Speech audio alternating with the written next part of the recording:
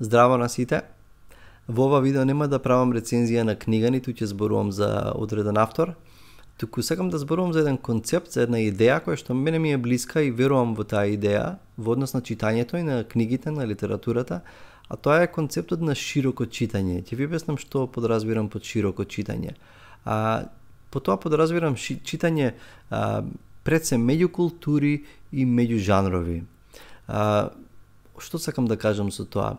Мислам дека како читатели, ако ја сакаме книгата, ако читаме, дека не треба да се ограничуваме само на еден жанр и да кажеме нели дека ние сме љубители на жанрот на фантастика, на sci-fi или не знам, читаме само романси некои или историски новели, романи или не знам, се популарни трилери, крими, некои нели цела скандинавска сцена има со такви некои мистерии, трилери, не знам, мистични, некои таинствени случаи, дешавања.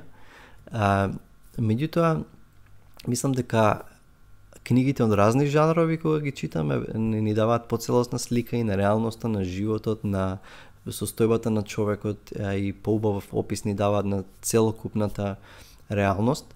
И мислам дека треба, ако сме веќе редовни читатели, да едноставно да читаме, да си направиме некаков план каде што ќе читаме меѓу жанрови. Да речеме дека, не знам, би читале и класици задолжително. Значи, јас лично за мене, затоа што знам дека времето е ограничено, а книги има безброј, а во тој безброј книги не се сите добри, всушност одреден број се, одреден процент се само добри книги, добра литература и гледам да бидам многу селективен и да читам книги кои што се или со текот на времето биле препознаени и од критичарите и од читателството како дела кои што останале и кои што ги сметаме за класици, сакам да ги читам класиците, а од современата литература гледам да не читам рендом туку да читам нешто што или што веќе некој ми ги препорачал или што добиле некоја добра награди, ако наградите не се секојаш критериум за дали романот е добар.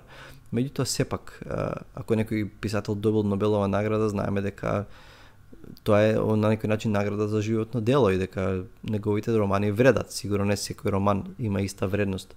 И така што класиците, јас секојаш сметам дека треба да се да секојаш да имаме, да се навраќаме на класиците, да читаме класици, исто така меѓу жанрови, да не останеме само, не знам, на трилери или романси или пак на фантазија, само на одреден жанр на литература.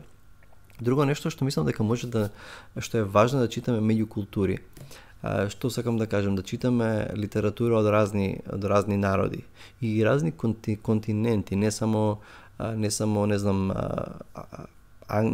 литература што доаѓа од, не знам, Америка, од англиското говорно подрачје, не знам, Америка или Англија, каде што многу често тие книжевни сцени, затоа што ја имаат моќта издавачка и ги имаат парите, исто како што холивудските филмови, тие се наметнуваат како не знам, најуспешна или најдобра литература, но не е така.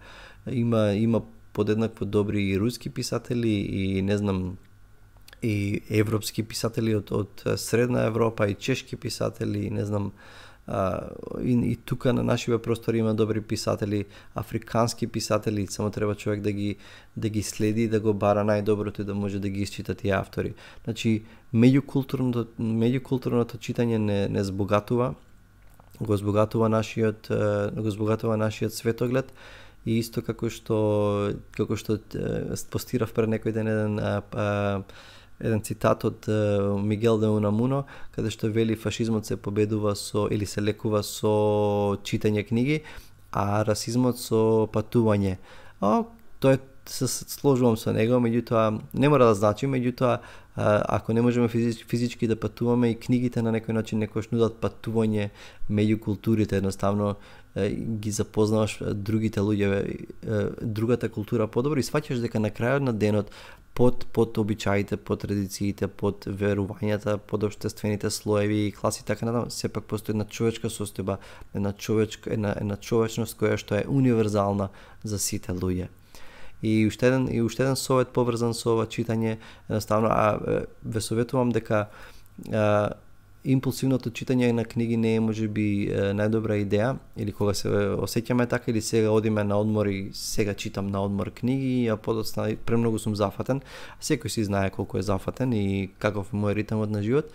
Меѓутоа јас верувам во дури да не е обемно читање, во постојано читање, да едноставно се обидете да си најдете време во денот, макар и по неколку страници, по 5-6 страници, да читате континуирано и ќе видите дека така ќе успеете да прочитате, можеби не огромен број книги, меѓутоа доволен број книги во текот на годината, што ќе ви овозможи и да прочитате и барем во годината, еве да речеме дека во една година ќе прочитаме 12 книги, една книга месечно, што не е многу. Од тие 12 книги, јас предлагам би било идеално да се прочитаат барем 3 класици. Да речеме дека во тие 12 книги ќе прочитаме Ана Каренина, ќе прочитаме нешто од Кафка, да речеме Процес, и ќе прочитаме, не знам, ајде да одиме на исток, од Јапонија, Земјата на снегот, пример, ќе прочитаме од Кавабата. Така што другите можеби да прочитаме неколку книги кои што се современи автори, или може да прочитаме од некој од нашиве простори, ќе прочитаме пример од Иво Андрич или Меша Салимовиќ, познати проверени автори од овие области. И исто така, ако не читате само романи, ако ви интересира, да речеме, историја, социологија или современи текови, сега е популарен Харари со Homo Deus, Sapiens. Ако сакате такви книги, и ако тие не се по психологија, ако не сум фан на self-help и по психологија, знам дека тоа се чита, дека луѓето сакаат да нешто што на брзина ќе им даде совети да доживеат среќа и да станат успешни и среќни. Меѓутоа сметам дека добрите романи, на писателите кои што биле добри познавачи на човековата психа, ќе ве научат многу повеќе за човечката состојба отколку модерните self-help романи за самопомош и за брз успех и среќа. Океј, тоа се неколку мои мисли за тоа како да читаме. Понатаму ќе правам некои вакви кратки видеа со некои совети. Се надевам дека ви е од помош и очекувам да слушнам од вас и се гледаме со наредна рецензија на книга. Чао, чао!